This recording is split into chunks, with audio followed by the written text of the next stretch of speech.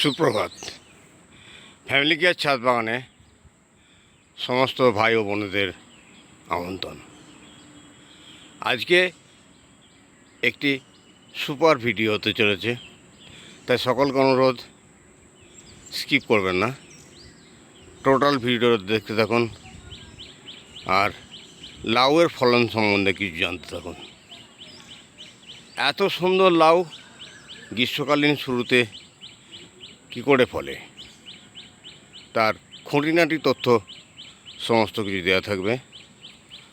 তাই সকলকে অনুরোধ, যারা এখনও চ্যানেলটি সাবস্ক্রাইব করেননি চ্যানেলটি সাবস্ক্রাইব করুন আর ফ্যামিলি কেয়ার ছাদ বাগানের সঙ্গে জুড়ে থাকুন। সমস্ত চাষের তথ্য ফ্যামিলি কেয়ার ছাদ বাগানে দেওয়া হয়। আজকে দেখছেন যে এইটুকু একটি ছোট্ট মাচায় কীভাবে লাউগুলো ঝুলছে। এই লাউয়ের অধিক ফলন পেতে কি করণীয়? প্রথম করণীয়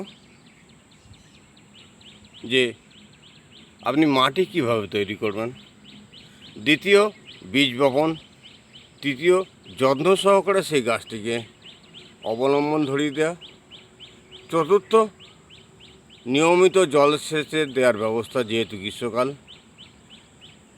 পঞ্চম স্ত্রী ফুল বৃদ্ধির সহায়তা করা এবং প্রচুর ডগ যাতে করে গাছের মধ্যে আসে তার ব্যবস্থা করা। প্রথম দেখুন এইটুকু একটা এরিয়ার মধ্যে কতগুলো লাউ এসছে। এখানে একটি লাউ,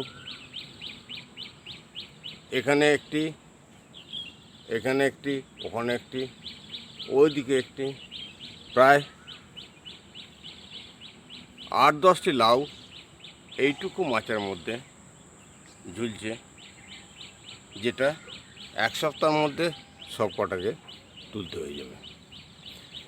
তাহলে যেটি বারবার বলছি, ভিডিও করা উৎসাহ বাড়ানোর জন্যে একটি লাইক অবশ্যই দেবেন, শুধু দেখে বেরিয়ে যাবেন না। একটি লাইক ভিডিও তৈরিতে অনেক উৎসাহিত করে, বাগান তৈরিতে উৎসাহিত করে, সংসারের সমস্ত সবজিগুলো যাতে করে বাগান থেকেই পাওয়া যায়, বাজারে না যেতে হয়, এবং সবচেয়ে বড় কথা অর্গানিক বেসিস পাওয়া যায়। এই অর্গানিক সবজি পাওয়ার জন্য নিজের ছাদ বাগান একটি অবশ্যই জরুরি। তাহলে যেটা আজকের তথ্যটা দেওয়ার কথা বলছিলাম লাউ সম্বন্ধে, প্রথম মাটিটি পিএইচ রেডি করে তৈরি করুন, যেটি আমি বারবার দেখিয়ে থাকি। মাটিটি যখন বীজ বপন করবেন তাতে যখন যেন ঘাস জন্মায়, তারপর সেই গাছগুলোকে তুলে দিয়ে বীজটা বপন করুন এবং শুরু থেকেই দেখবেন গাছের বৃদ্ধি পাবে এবং খুব তাড়াতাড়ি ফসল আসবে।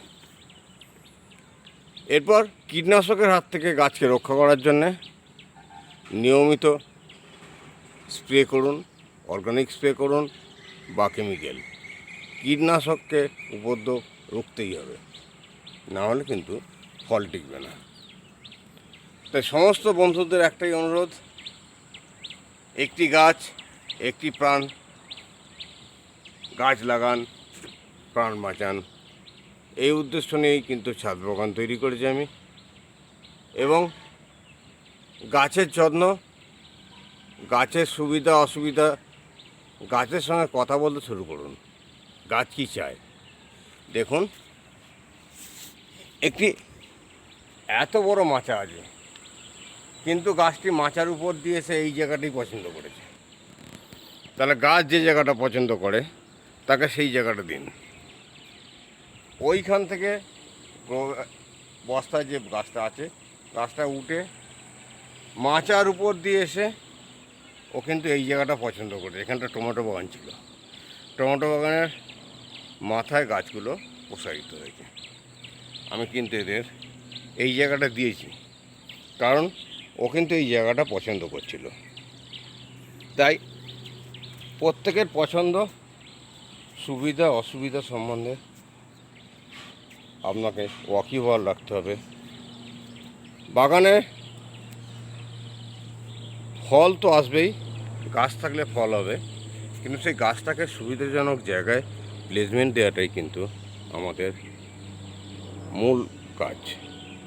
তাই বন্ধুদের কাছে অনুরোধ, লাউ গাছ কীভাবে করবেন কিছুটা টিপস দিলাম, এবং কিভাবে লাউয়ের ফলন পাবেন সেটাও দেখালাম। একই গাছে একই সপ্তাহের মধ্যে কিভাবে 8-10টি লাউ পাওয়া যায় তার টিপসই পেলেন, এবং আরও ফলছে, গাঁটে গাঁটে ফুল আসছে। তো যাই হোক, আজকে ভিডিও আর দীর্ঘায়িত করব না। সকলের কাছে অনুরোধ, চ্যানেলটি সাবস্ক্রাইব করুন, সঙ্গে থাকুন। নমস্কার বন্ধুরা, আবার দেখা হবে পরবর্তী ভিডিওয়ে।